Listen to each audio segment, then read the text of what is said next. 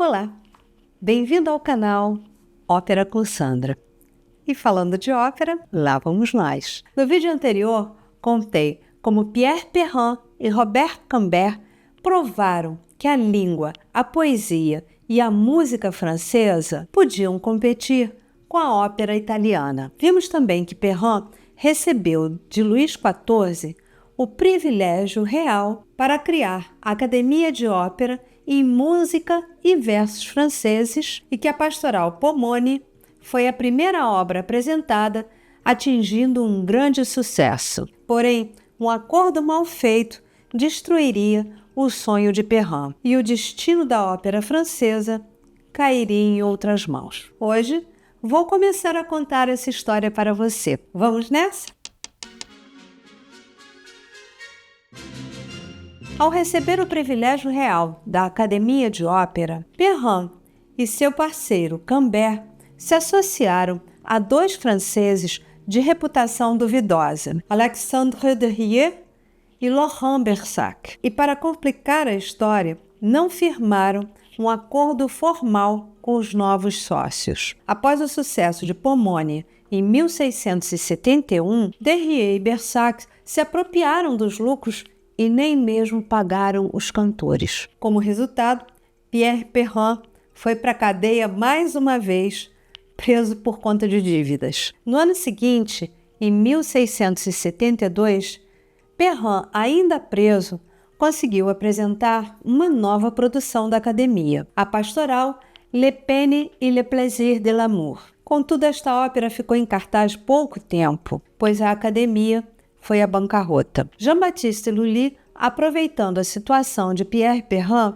obteve do rei um monopólio da academia, que passou a se chamar Académie Royale de Musique ou simplesmente Opéra.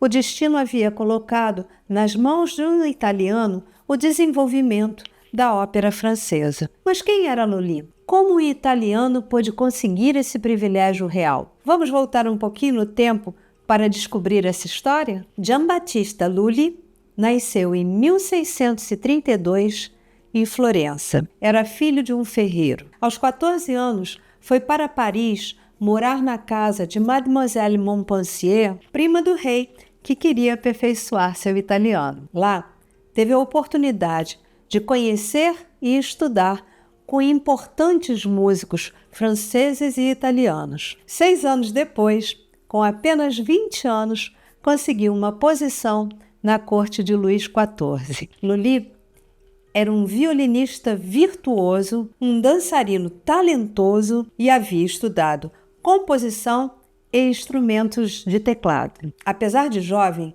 era um empreendedor inteligente e astuto e tinha planos ambiciosos em mente. Afrancesou seu nome para Jean-Baptiste Lully e em 1653 foi um dos compositores e dançarinos do Ballet de la Nuit, Balé da Noite, onde Luís XIV, com apenas 14 anos, foi a atração principal, dançando Apolo, o Deus Sol. O Ballet de la Nuit, além de ter sido uma grandiosa apresentação teatral, foi uma poderosa peça de propaganda monárquica. Foi encenado logo após o final da Fronde, um período de revoltas contra a monarquia francesa, que durou de 1648 até 1653. Sua apresentação durou mais de 12 horas, narrando o percurso da noite desde o entardecer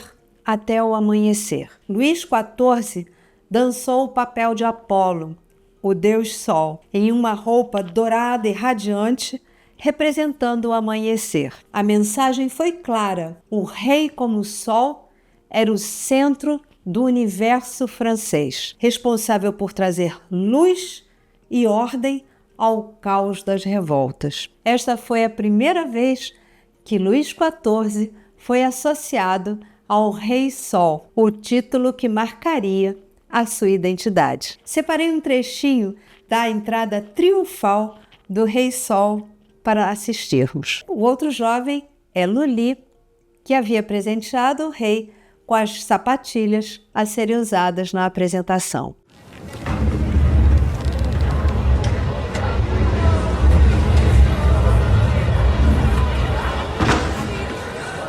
puissance,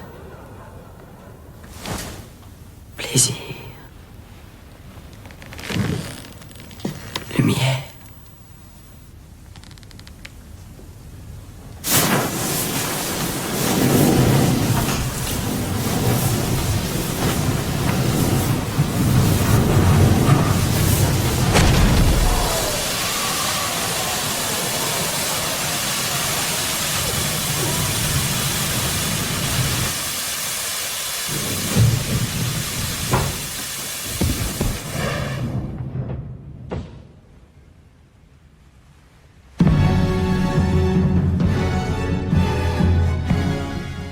Esse trechinho foi extraído do filme Le Roi Danse, de 2000, e vou deixar o link aqui embaixo para você assistir na íntegra. Com a simpatia do rei conquistada, Lully foi nomeado compositor da música instrumental da corte, tornando-se responsável pela música do Ballet de Cour, onde também se apresentava junto ao rei e aos nobres da corte. Aos 23 anos, Lully já havia se tornado regente da orquestra do Palácio de Versailles. 5 anos depois, foi nomeado secrétaire de roi, um título que garantia nobreza ao seu detentor. E no ano seguinte, receberia permissão do rei para se naturalizar francês. Em 1664, Lully associou-se a Molière. Juntos criaram o Comédie Ballet. Na produção dessas obras cantadas e dançadas, Molière sempre se preocupou em integrar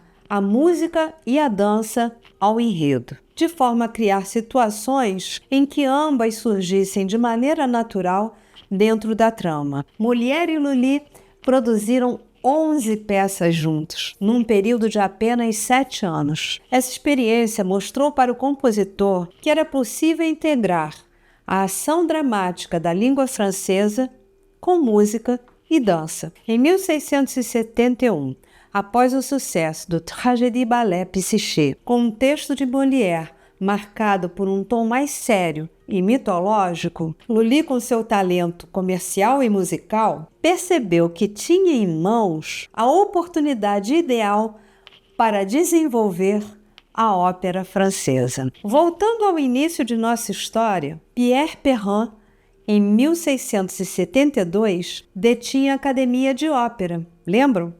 Mas estava falido. Lully, com sua astúcia, aproveitou-se da situação. Não encontrou dificuldade alguma em convencer o rei a passar para ele o monopólio dado a Perrin. A transferência aconteceu em março do mesmo ano e a academia passou a ser chamada Académie Royale de Musique ou Opéra de Paris. Lully, um italiano, obteve o controle total do teatro lírico na França. O principal objetivo da academia era servir de entretenimento para o rei e sua corte. Em teoria, as óperas deveriam ser encenadas primeiro na corte e depois para o público. Na prática, muitas estreias ocorreram em Paris antes de serem levadas para a corte. As apresentações começaram no local provisório, o Jeu des Pommes de Biquet. Após a morte de Molière, foram transferidas para o Teatro do Palais Royal,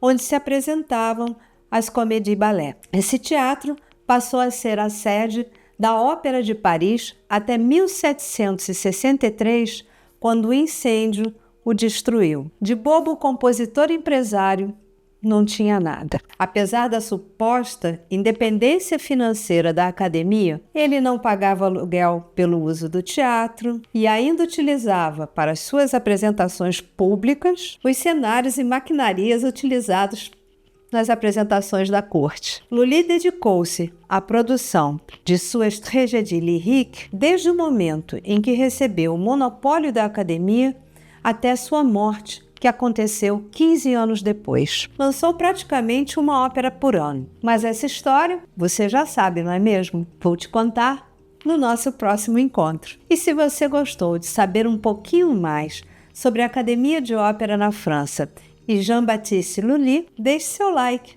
se inscreva no canal, compartilhe com um amigo e, claro, se puder, deixe uma mensagem para mim. Muito obrigada, boa semana e Até o nosso próximo encontro.